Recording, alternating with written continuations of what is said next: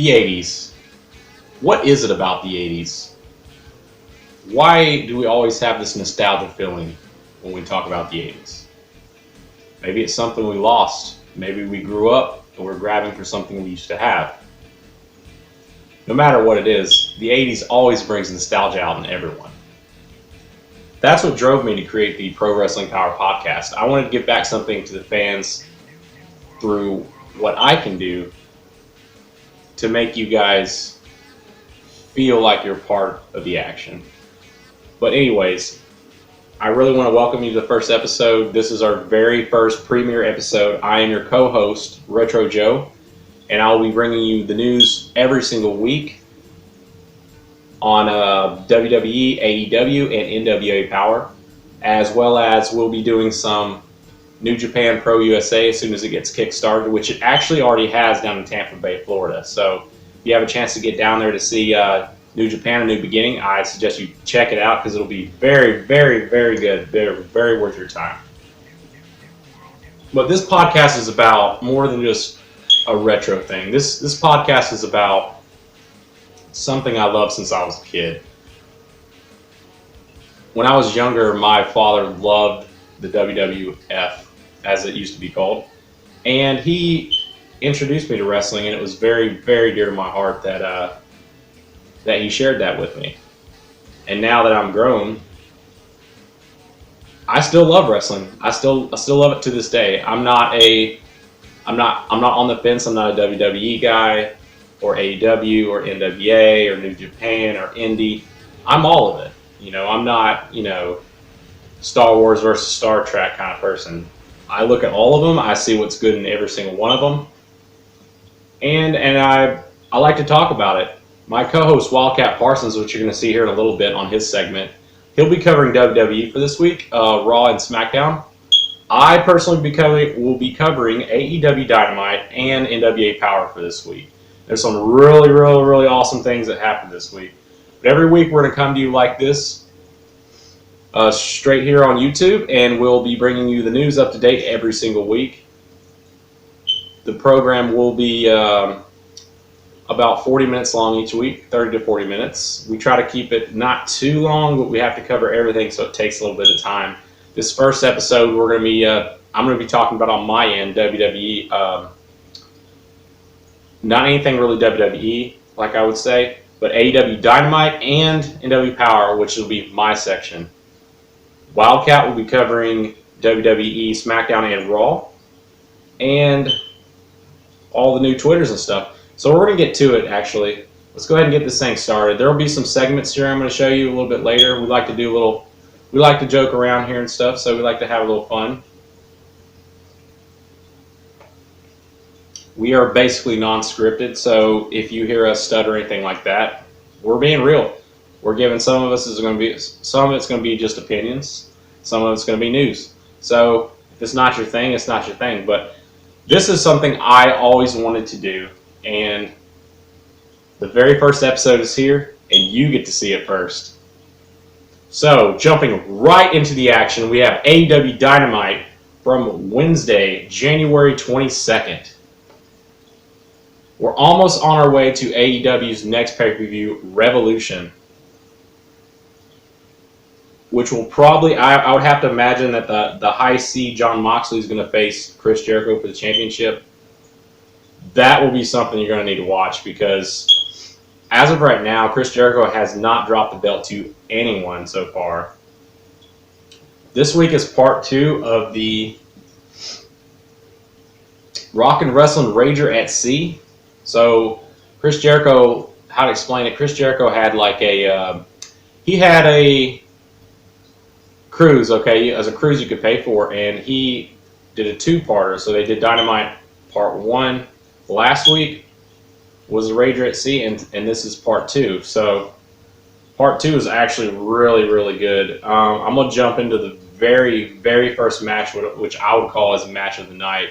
SCU took on Kenny Omega and Hangman Page for the AEW World Tag Team Championship. Now, the reason that this match is very, very important is because Kenny Omega and Hangman Page had they're like a misfit tag team. So no one knew what they're going to do with this sort of thing.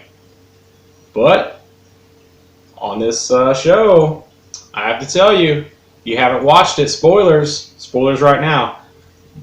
By the way, this whole podcast is spoilers. This is updates and news for the week, which tells you who won, what happened, anything significant happened. We'll go into that sort of thing. So, anyways, match of the night, I have to tell you. Hangman Page and Omega. Wow, I mean, it was back and forth. I didn't know who was going to win it, but somehow in the end, SU dropped the titles. It was the first title change for AEW, which is very, very significant. Some people are speculating that Jericho on his belt on the heavyweight side, he's going to take it through the whole year, but I don't know. Moxley's pretty tough, and he's got to run for his money when Moxley comes at him with it. But yeah, Page and Omega, that match, loved it. I give that an A+, best match of the night for Dynamite. Second match, Dr. Britt Baker, which has recently turned heel for some reason. Falling on the Bayley. I don't know if she's falling on the Bayley train, but anyways, she took on newcomer Priscilla Kelly. And it was an okay match. It was like average match. There was nothing like amazing about it. She tried to turn heel kind of like Bayley did in a different way, which she doesn't really need to turn heel because there's already enough heels in AEW right now anyways. But yeah, it was an average. I would say it was like a 5 out of 10 match. It wasn't that great. It got the job done, but it wasn't match of the year by any means. It's your standard TV match. Nothing great to say about it. I mean, Britt Baker did all right. She won the match for the night. So they're trying to turn her heel and basically make her like the lead of the women's division, which it's not going to happen with all the new talent in there. Third match, Jurassic Express versus the Inner Circle. So this match I had mixed feelings about this match. I really liked the match because I love Chris Jericho and the Inner Circle. I absolutely love it. But the way they're doing the push, it's like they're really wanting you to bet on Jurassic Express. And I don't know, man. I love Jurassic Express. I absolutely love this thing they're doing with it. I mean, everybody's on board. The pops they get are just outstanding. It's great. I love them, but they keep getting losses to Inner Circle and to Jericho. And, don't get me wrong, Mr. Jungle Boy there, Luke Perry's late son. Late Luke Perry, man. That's crazy. It's crazy to see his son in the ring, though. I'm really liking him. He's a really great guy. He did survive the 10 minutes with Jericho back earlier in the year. But I don't know, man. I don't know if the push is correct. I mean, they're making them look good, but they're not giving them any wins. Jurassic Express really has no wins, but everyone loves them. I don't know what they're going to do with it. I don't know if they're going to turn it into like a triple tag team type deal with Marco Stunt. I'm not sure what they're going to do with it, but I'm really excited to see what they do with Jurassic Express down the road. Inner Circle did win that match, unfortunately, with another one of these famous Judas effects. As always, for Mr. Chris Jericho. As you'll see shortly, we have a little Chris video we made here with my son. We had a fun time making that. And now we move on to Joey Janela versus MJF. I actually really, really enjoyed this match. I mean, I wouldn't call it like a 10 out of 10 or anything, but it was it was about an 8 out of 10, I'd say. MJF won the match, but obviously there was some shadiness going on for him to win it, obviously. If you haven't seen it, it was decent. It was your standard heel's going to win the match by any means. So, yeah. Last match, Jon Moxley versus Pac. Great match. Pac, formerly known as Neville of WWE. Which people aren't going to say. They're just going to say their new names. I'm going to say both names. Just to be straight up in these podcasts, I'm going to say both names. Whatever. I can say whatever I want. This is YouTube, America. Now, I already knew what was going to happen on this one. Mox has been taking down everyone. Mox is the number one seed to take on Chris Jericho, and he's not dropping that seed by any means necessary. Now, Pac is amazing. You know, Pac is one of the best wrestlers I've ever seen. I really honestly didn't like him in WWE because they didn't push him the correct way. But when they moved over to AEW, they pushed him in just the right amount of time that he needed to get the job done. Now, that covers AEW, and we're going to move over to NW Power after a quick commercial break.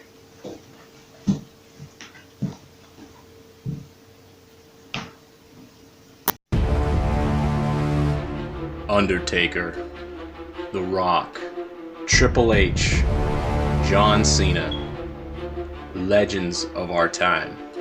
But there's one legend that we all forget. One turn of the century that changed the way wrestling was viewed forward. Of course, I'm speaking of Y2 Brad. Break the wall, break down the walls. Flip over to back to back and watch the world, baby. So, little Chris, what is it you really want in this world? All I want is a thank you. Just one simple thank you? Yes. Well, you know you gotta train for that, right?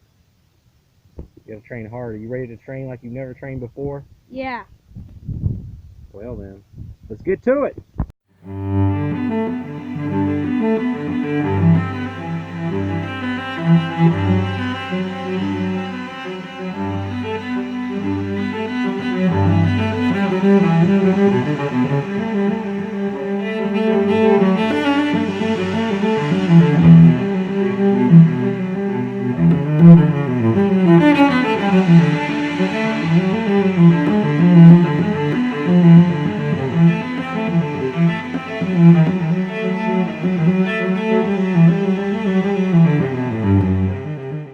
We're gonna rock America. Big, big.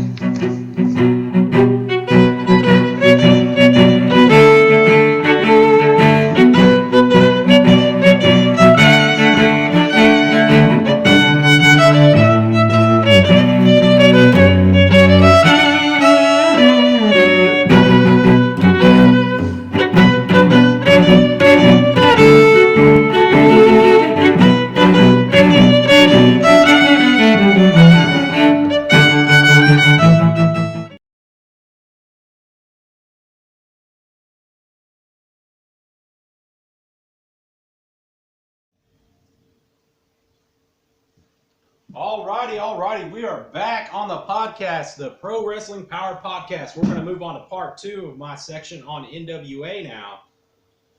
If you haven't watched NWA, man, that is nostalgia in a can. And you know, I absolutely love NWA Power. I mean, wow, it's like they took the 80s and put it in a new Blu-ray case and marketed it as a VHS. It's amazing. I love NW Power. It's old school wrestling at its finest. This week on NW Power, first match, Thunder Rosa defeats Tasha Steelz. Now, Thunder Rosa, I don't know if you guys know her. She's she does MMA on the side. They're pushing her pretty good. She gets good pops. I'm trying to think of who she reminds me of. She reminds me of shoot. She looks like a heel, but she's not actually a heel. I mean, she kind of is and she isn't. She's like in the middle. Like, people love her, but she isn't like super heel. But she does do heel tactics, so I guess she is a heel. But I don't know. Great match. Thunder Rosa is amazing. If you haven't seen her yet, for the women's division, I couldn't ask for any more for NWA. Thunder Rosa is awesome. Amazing match. Most of the matches on NW Power are actually really, really good. So they're not live. They pre-record, like, I think 4 shows at a time, and then they release them, every week. By the way, AEW Dynamite is on TNT on Wednesday nights. If you haven't checked it out, NW Power is streaming from Georgia out of their studio, and they're on YouTube. You don't have to have a cable package to watch them. Now you do have now the pay-per-views cost money. You can't get those. You have to get those on Fight TV. But anyways, moving on to the next match. Trevor Murdoch defeats Tom Latimer for a TV title tournament qualifying match. Good match. I'm not really into Trevor Murdoch. He's kind of, to me, he's past his prime. He's a good guy, good wrestler, but he's a little bit past his prime. Just like Rock and Roll Express. I mean, I don't have nothing against the guys. I love them to death. They're great. And I don't know. I mean, if you feel like you can do it and you're that age and you want to do it, do it. Their matches are pretty good. They're not as fast paced as they used to be, obviously, because they're older now. But yeah, they're always on the program. They're at the beginning of the program this week, and yeah, they always do something. They always do something good. So. Anyways, moving on. I gotta keep this short so we can get through all this because we gotta move on to we gotta move over to Seattle, Washington here shortly to take it over to my co-host, the Wildcat Parsons himself, so he can cover WWE for the week. Third match: NWA Women's World Champion Allison Kay defeats Marty Bell in a no DQ match. Allison Kay is pretty damn good, I have to say. This week we had 2 women's matches. Both of them are really good. This one was interesting because they actually fought into the audience, which they don't hardly ever do. You see it sometimes on NXT. It happens every now and then. But yeah, no DQ, so anything goes. Kay was trying to hit her with a chair, but it didn't happen. Kay hit finisher. Got the pin. Easy as that. It's pretty awesome. And if you haven't watched NW Power, like I said, they got some really funny like 80s commercials that you got to check out. Totally fake commercials, but hilarious. Now we're going to move on to... We got 2 more matches of the night. This one was pretty good. This is a big one. I remember this. This is Ken Anderson defeats C.W. Anderson, Caleb Conley, Josephus Colt Cabana, Dave Dawson, Saul Renario, I want to say that right. I don't want to say it wrong. Question mark. Kung Fu. Was that right? No, that wasn't right. If you watch it in Power, it's not Kung Fu. It's Karate. Question mark. I don't know. It's so generic, but it's so good. Question mark is just like he sits with the fans and they just adore question mark. I don't know. People are speculating who this person is, and I can't tell you who he is. Wikipedia has nothing. Google has nothing. NWA won't tell us. Maybe one day we'll find out who Question Mark is. But yeah, Question Mark was in the match with Aaron Stevens in a last chance gauntlet match. Now this is crazy. I'm gonna read this straight from the thing because it's just too much. The rules here were eliminations came by pinfall submission or being thrown over the top rope. Rather than regular gauntlet style, participants join the match at regular intervals rather than after elimination. So it's kind of like a Royal Rumble. Kind of. But they have pinfalls and submissions, so it's a little bit different. Anyways, we're going to skip down to it, to the bottom.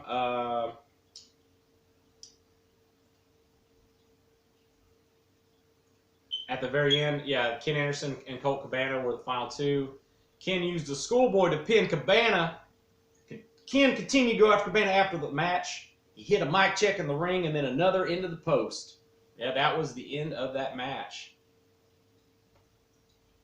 If y'all don't remember, Ken Anderson used to be in WWE. Mr. Kennedy. Yeah, that guy. And the final match of the night, we have the NWA World Champion Nick Aldis defeats Ricky Morton to retain the title.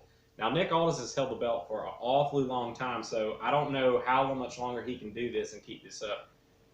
He's a great wrestler, and he's spot on. He rarely ever botches moves.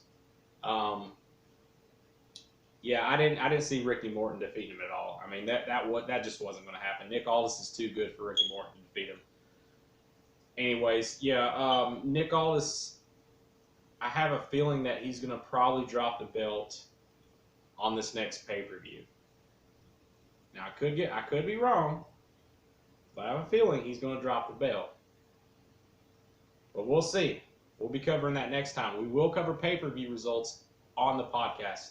So that's all I have right now for NWA Power. I'm going to send you all the way across the country right now to Seattle, Washington, Wildcat Parsons. He's got your WWE coverage for the week. And I will see you next time. Week, not meek. Ha! Into the power! Yeah! Hey everybody, this is Shane Wildcat Parsons coming at you with the WWE side of the Pro Wrestling Power Podcast. Luckily, this is the perfect time to start out with a new podcast for the E side of things because it's the beginning of the road to WrestleMania. That's right, this Sunday, is the Royal Rumble. That means starting next week, we have a lot of people pointing at random signs. Oh, that side. That one over there. You know it. Where they start setting up the greatest show of them all. Anyway, the Royal Rumble, they're doing a little interesting this year.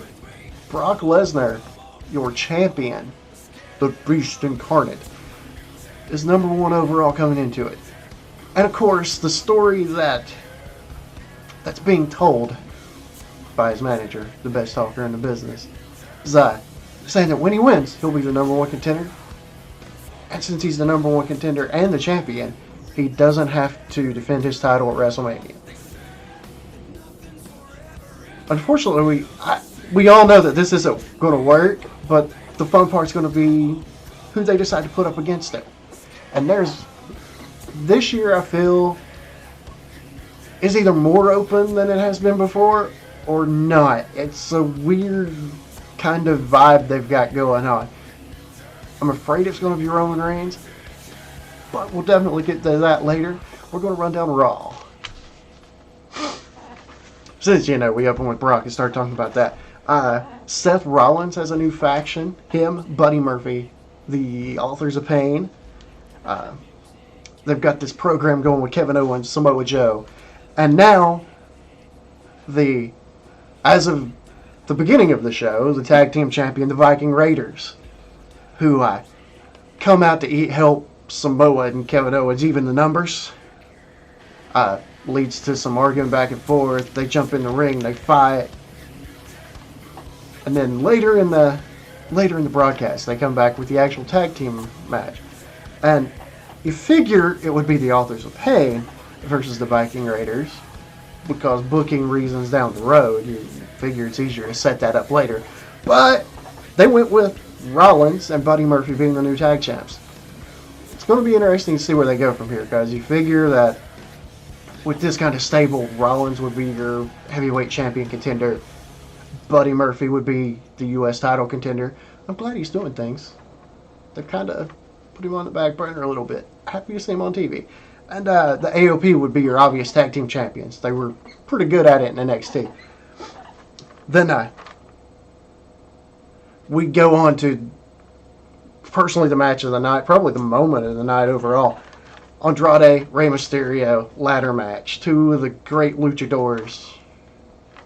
We can call them that, right? Guys, just really good offense. A lot of nasty shots onto ladders. There were power bombs onto ladders. There were double underhook DDTs. There were Hurricane Rana through ladders. It was great. Watch it. Seriously. There's a couple of sloppy spots, but come on, they were hitting each other with ladders. They deserve a little bit of sloppy. Alright? Just let that slide. But, Selena Vega, she interfered. Andrade held onto the belt. The big thing was, after the match, he's beating up Rey, and Humberto Cirillo returns, setting up a match, and I'm looking forward to it. Hopefully they do something good with Humberto here. He's got some talent. Then I don't know. What do we say about this? Aleister Black showed up and killed a guy in like 8 seconds. Yay, Black Mass. It's done. Yeah, I mean, what else do you say? We got brilliant segment where Randy Orton puts over Drew McIntyre. Loving what they're doing here. Kind of don't like the fact that AJ Styles and the OC are kind of just story ground filler. They're not doing a whole lot with them right now. But I love that Orton put over McIntyre in the promo that he did. Then they got in the ring, did the match. And you knew it wasn't going to end up with a clean finish. There's no way it was going to happen. Then Styles and the OC get in, they interfere, they're beating people up. Orton comes back in with a chair. And Drew McIntyre's like, thanking Randy. And of course Randy RKO's him because that's what Randy is. He's the Viper. And Drew McIntyre sitting in the ring says, that's alright at the Rumble, I'll look for you and I'll Claymore kick your head off. And I kind of hope for it. That's actually who I want to see win the Rumble because he's brilliant. Then they had a segment where Charlotte Flair said some things. Whoa. It was really weird and awkward. Is she good? Is she bad? Becky Lynch was standing there. It was a whole thing. Because I guess Charlotte has to get on TV because she's a Flair? Maybe? Is that the rule? Is that what we're doing? I don't know. It was just awkward and weird. Then they had Asuka versus Kairi Sane, half of the Kabuki Warriors tag team, which of course Asuka she was down at the ring with Bet during the entire match. At some point in time, she sat on the turnbuckle, all Batman style, just watching the match, not really doing a whole lot. Becky decided late in the match it was a good idea to go ahead and just shove her off of there, and Kairi Sane gets distracted. Becky Lynch gets the win, but Asuka comes back in and kicks her head off. Which, if you're booking this properly, Asuka gets the win at the Royal Rumble. This sets up the women's title match. I know they're not going to do it. It's just this whole we gotta get Becky over so that she can headline WrestleMania with the belt. Probably going to have her against Charlotte again. But if I'm booking it, Asuka goes over, Kairi Sane wins the Royal Rumble, and we have a match that we've never seen on WWE TV, really, between two of the best in-ring performers that the crowd likes. And Becky, her reign's getting a little bit stale.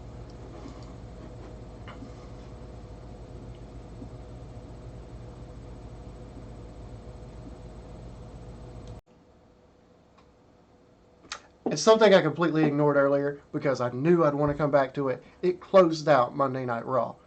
And this is for a segment I'd like to call Bringing It Raw. What the heck are you doing with Rusev? Seriously, the Rusev, Lana, Liv, Lashley segment. It's a waste of 3 good performers. And Lana. Can we do something good with Rusev? Can we please get him away from this? Can we fix him? Can we redeem him? Please. He's one of the best performers in the business. So charismatic that he got over Rusev Day. Every day's Rusev Day. Thanks to this guy. And Bobby Lashley's no slouch. He should be in the World Championship picture, not pretending to steal Rusev's wife. What the heck? What? Yeah. Can't we, I propose that we bring Rusev back without music. Just, he comes to the ring, angry, like a bull, like he calls himself. Completely just trounces people for months to build this guy back up. Because he's lost twice in a row to Lashley. Besides, I don't understand the face-heel dynamic of this anyway. Lashley steals guy's wife. Guy who has wife stolen is bad guy. Seriously, none of this makes sense. Please, Rusev's one of my favorites. Can we do something with him, please?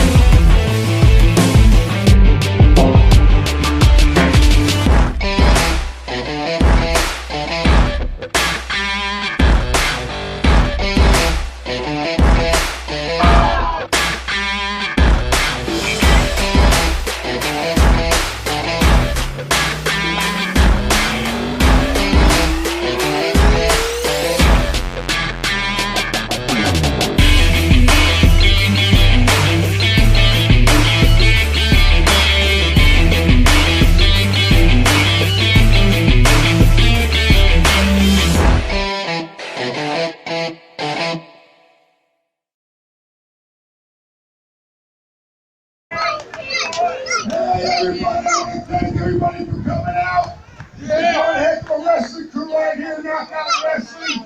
They're independents, and this is where we all started. And from here, you go to the next level. But it's organizations like this and the fans like you guys coming out here that makes what we are is what we are today. So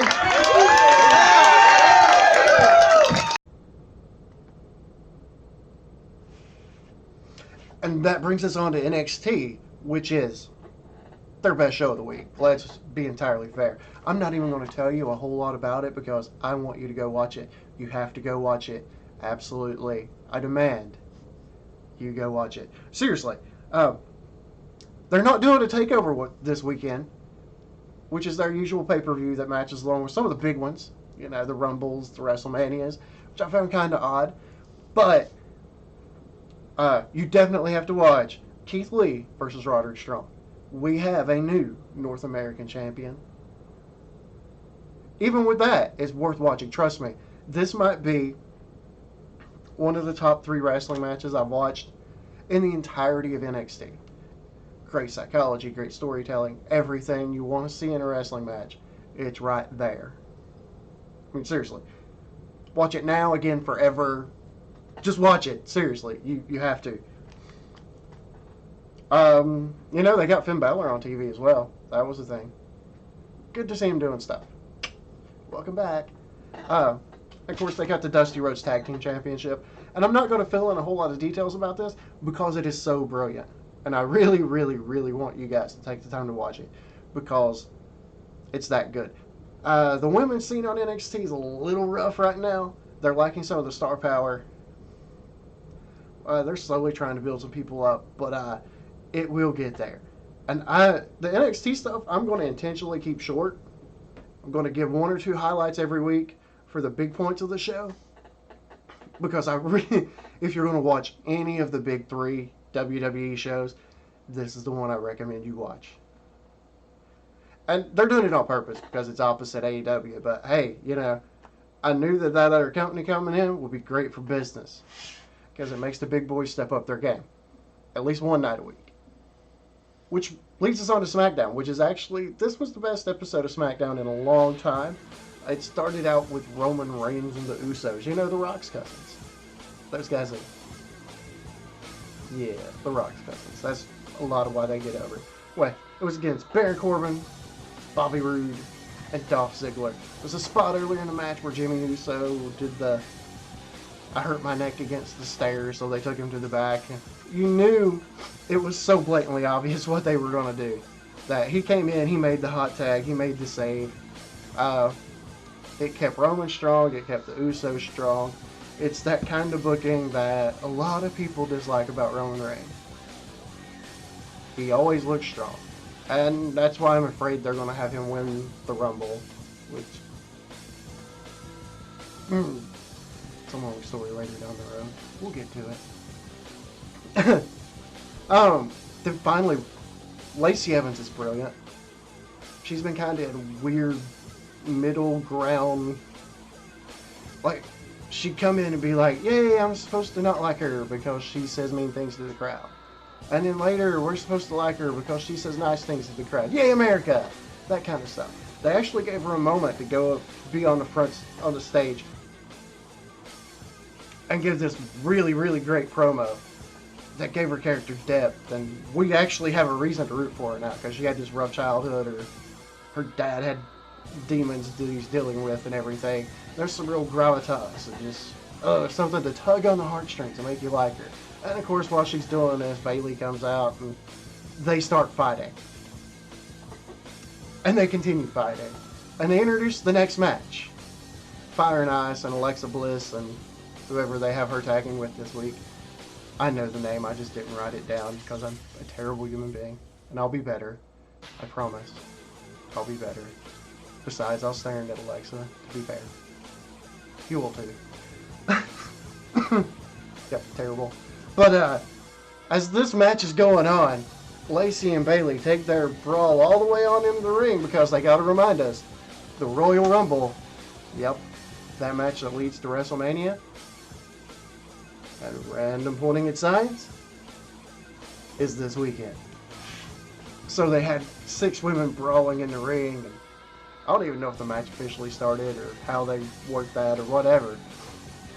But just to give you that visual image of 6 people brawling in the ring to get you ready for tomorrow, because we've never seen the Royal Rumble. Then after that segment calms down, we have Elias in the ring with his guitar. Braun Strowman comes out. He's getting ready to sing. I was kind of hoping to hear it. But no. Nakamura and Cesaro come out with Sami Zayn, who had to find something to do, I guess. And of course, we know how this is going to go with Nakamura and Cesaro. They're not allowed to win ever anymore. For whatever reason. Poor Cesaro. So much talent. Nakamura as well, one of the best performers in the world, just feels kind of lost in this shuffle. But, and you know it's going to end eventually with Elias or Braun won with the Intercontinental title. Either way. There's a segment where it reminds us that Sheamus is back. Big guy, red mohawk. Got a little better tan than my shirt. And personally, the match of the night. It was Kofi Kingston and John Morrison. That's right. The Prince of Parkour, the Sultan of Sexy, whatever it is we're going to call him this week, he's back. It was just one of those great athletic matches that you would expect between him and Kofi Kingston. There's this, there's a good spot where Morrison does a monkey flip and Kingston lands on his feet. And then Kingston launches Morrison into a monkey flip and he lands on his face.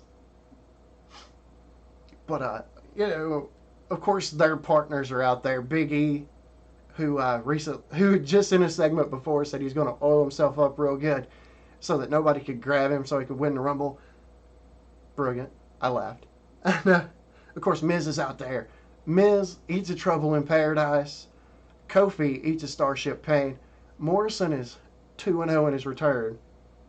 I love where they're going with this. This is some good little storytelling they got going on. And then for the contract signing between Daniel Bryan and The Fiend.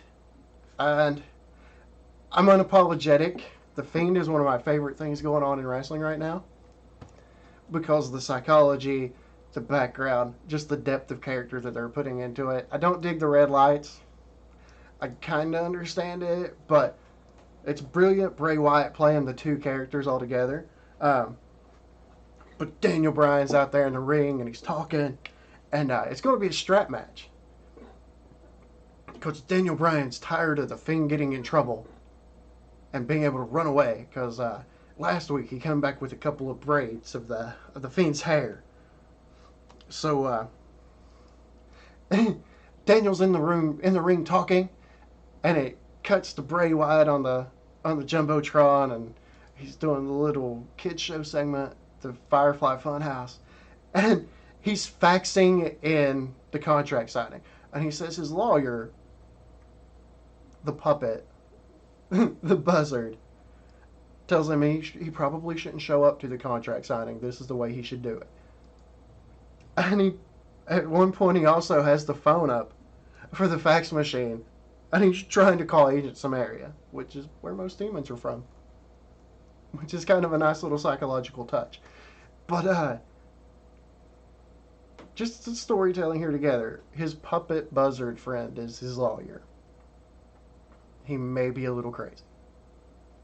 Just maybe.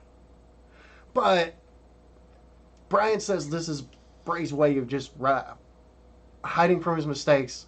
Mistakes is the word of the day. So we have the Fiend coming to the ring. He shows up. Mandible Claw beats Brian with the strap. Cuts his hand open with the pin. Signs the contract in blood. And then the lights come back up. And you see the welts on Brian's back. I want to see the match. I don't think it's early. It's too early to put the belt on Brian. But I still want to see the match.